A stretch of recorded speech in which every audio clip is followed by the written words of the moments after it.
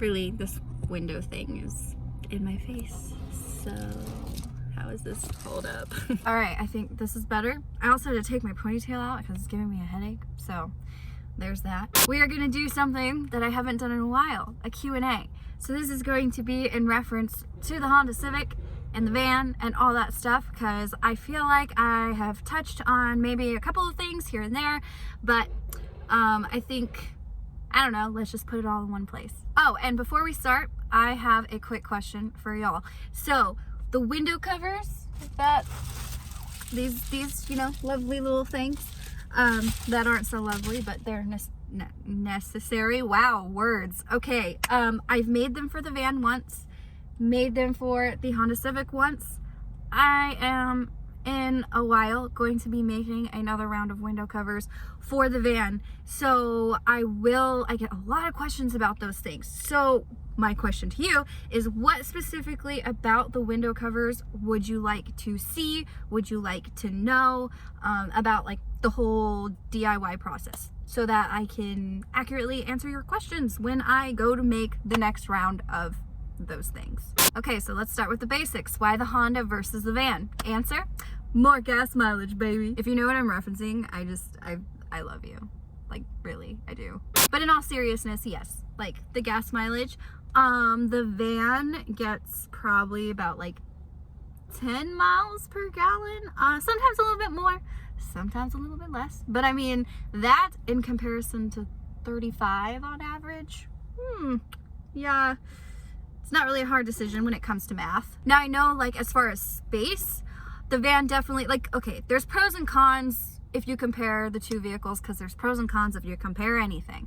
And yes, the van has a lot more space, but Jonathan and I, the person who owns the Honda Civic, so that's another thing, kind of ties into the second question, like, why didn't I get an RV? Why am I not in a Honda Element or a Subaru? Those are like the most popular ones, and it's like, well, honestly, just because Jonathan already owned this car and I already own the van, we weren't going to go out and buy another car. That we just don't need that. I totally see, like, the advantages of camping out of an Element or a Subaru, but you know, we're working with what we got. So to touch on the route aspect of this, I have mentioned this before, but we were trying to go to a very specific, well, we were taking a very specific route. How's that? We were going to very, I don't want to say specific again, but I can't think of another, whatever. So we were going to very specific destinations, and it was going to be a route that was just like,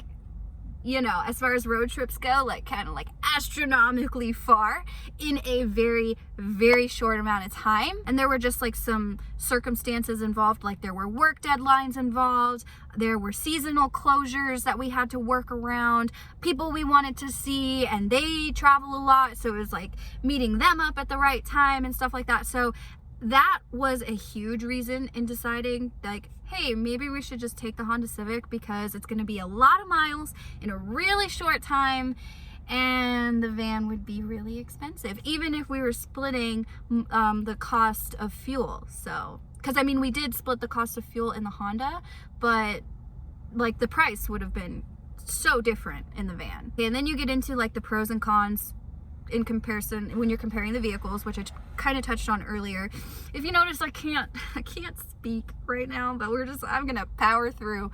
So with the van, you are a little bit more self-contained versus in the Honda, so that's gonna affect like where you stay to a certain degree in certain places. There's so many variables, you guys, but just when it comes down to it, we just wanted to take the Honda because it would be fun and cheaper. And the next thing, I get a lot of questions about the bed, like why we built the bed out of wood.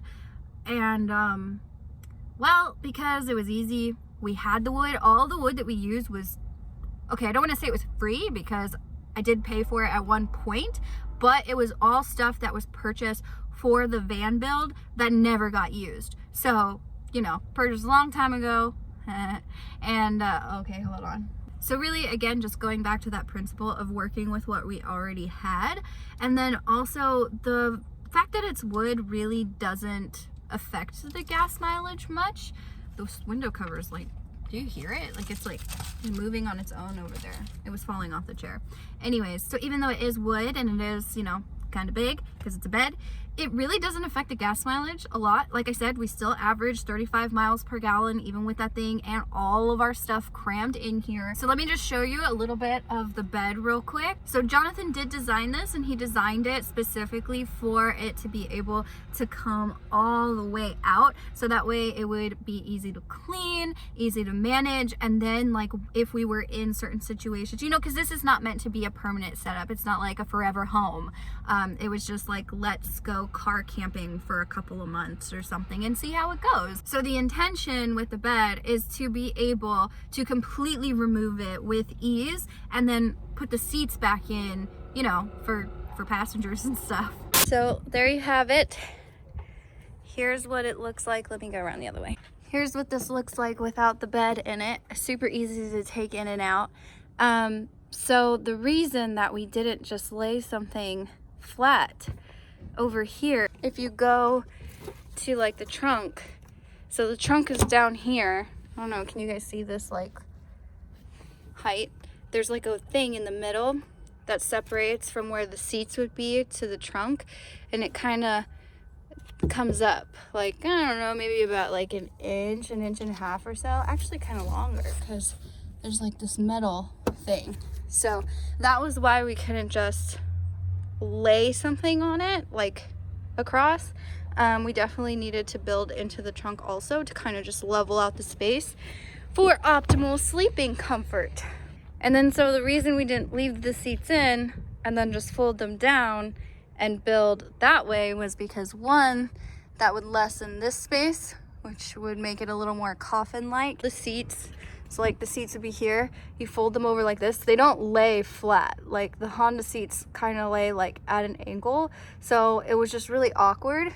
And then we would lose here as storage and over here as some storage. So we gained a lot by just taking the seats completely out. So then with the front part of the bed back in, this is the part that covers this, we gain, I don't know, that much storage. It's kind of a lot. So kind of a nice thing to have.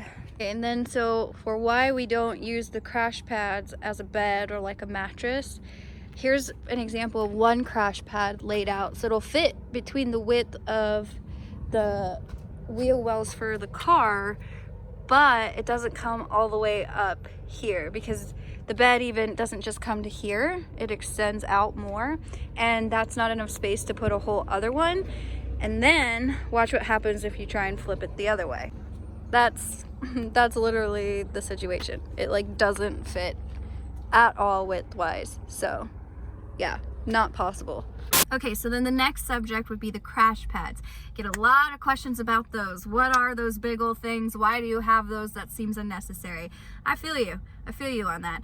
But they're not, trust me, if they were unnecessary, like we would not have brought them. I did not want to bring them like at all, but I was like, if we're gonna go on this giant road trip and be on the road for like a couple of months, there's no way we're not gonna go rock climbing. Oh, back up. What are crash pads for? My bad. They're for rock climbing, specifically for bouldering outside. So what you do is you put them on your back like a big old backpack, and people will always ask if we're going on a picnic or something like that, which is understandable. I mean, what they look ridiculous, they just do, but there's not an easier way to like lug them around. So you put them on your back like a backpack, you go hiking off, find your boulder, you unfold them, lay them down, and they are to lessen the impact when you fall, because you're probably gonna fall, so they keep you safe. And unfortunately, we could only fit 2. I think like if we could have fit more, we would have brought more. And so that kind of goes into a lot of people were curious as to why we didn't get a cargo box or a little trailer to tow some stuff or put the crash pads in there, etc., etc.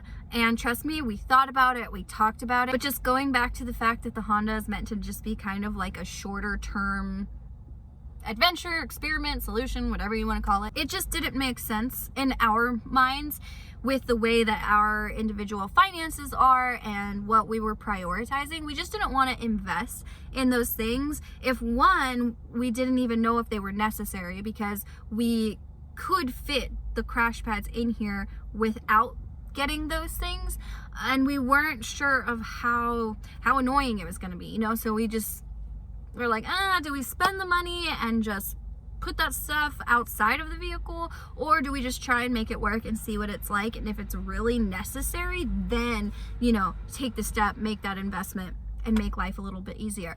Turns out after 2 months, we still don't have a cargo box, we still don't have a trailer, and it's fine, it's working out, you know. So yeah, so now let's talk about stuff very briefly. A lot of you guys are under the impression that we brought way too much stuff. I understand that. Okay. I don't see this as like, this Q&A is like kind of hard for me because I'm like, I don't really know what to say. Like, maybe, like, I don't think that we brought too much stuff.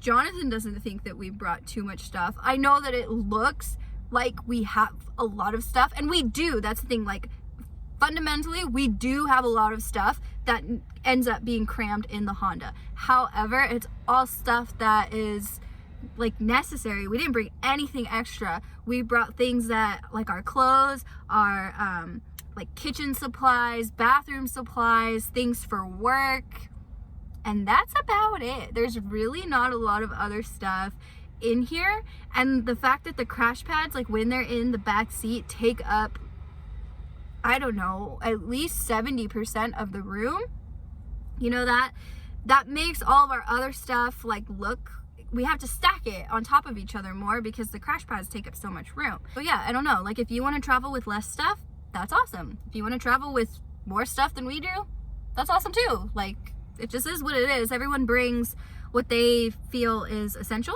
and that's exactly what we did. And to be honest, it doesn't really feel claustrophobic like in the Honda with all of our stuff, just because I want to say at least 80% of the time, you know, the goal for me at least, the goal of full-time camping in a vehicle, it sounds like you're, you know, yeah, you're camping in the vehicle, but you're living your life outside. Like, you're at whatever destination you're trying to be at, you're outside, you're enjoying the weather, we're rock climbing, we're sightseeing, we're doing something, or we're just hanging out outside, like cooking or something, you know. So pretty much, unless it's like a drive day, which we try to keep drive days like 4 hours for the most part, so we're really not in here even then that long.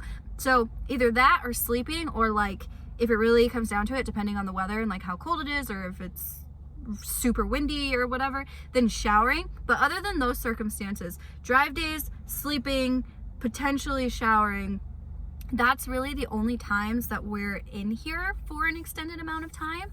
So I could see if you spent longer than that in a vehicle, especially with a bunch of stuff, then yeah, that would probably be claustrophobic. But we don't really run into that issue because, as I said, most of the time we're fortunate enough to where we're just outside. Okay, last one. Why don't we sleep in the tent? Good point.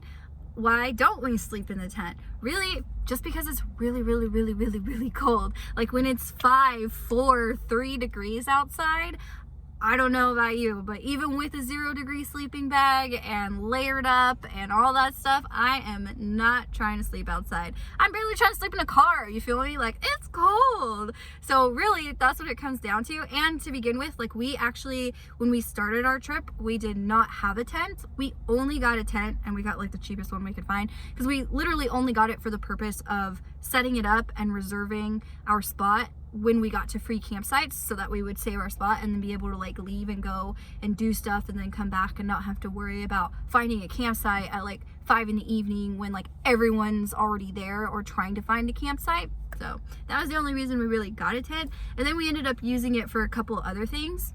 But yeah, I don't know, we just never slept in it mainly because of the weather. But I mean, had it been a different season, like if it was summer and it was cooler outside, oh, I take it back, we have slept in it a couple of nights. I think it was like 3 nights in a row, because we were at a location where I want to say the like weather was like low 50 at night, and so it was like too hot to sleep in the car. So yeah, we switched and just put stuff in the car and then slept in the tent. But yeah, it's just based on the weather. Okay, so that is all for this Honda car camping Q&A. I hope you guys enjoyed this video, and now you are in the know. Oh my goodness, can you guys tell I've been watching a lot of Honda Pro Jason and Donut Media because I can't help myself with the references.